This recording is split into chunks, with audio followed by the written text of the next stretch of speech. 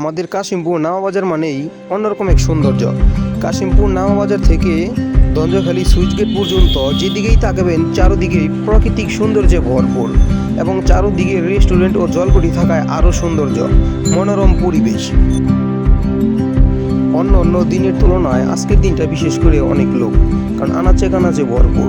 আজকে হচ্ছে সাপ্তাহিক বন্ধ শুক্রবার, তাই একটু লোকজন বেশি। তাই আপনারাও পরিবার পরিজন নিয়ে ফ্যামিলি নিয়ে ঘুরতে আসতে পারেন আমাদের কাশিমপুর নামাবাজার। কাশিমপুর নামাবাজার থেকে সুইচ গেট পর্যন্ত দারুণ অমায়িক সৌন্দর্য।